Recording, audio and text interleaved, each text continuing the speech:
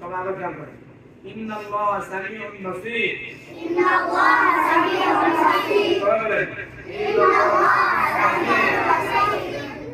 আবার বলেন ইন্নাল্লাহ সামিউন বাসীর। নিশ্চয় আল্লাহ তাআলা সব জায়গায় সবকিছু দেখেন এবং শুনেন। সব জায়গায় সবকিছু দেখেন এবং শুনেন। কে দেখেন? কে শুনেন?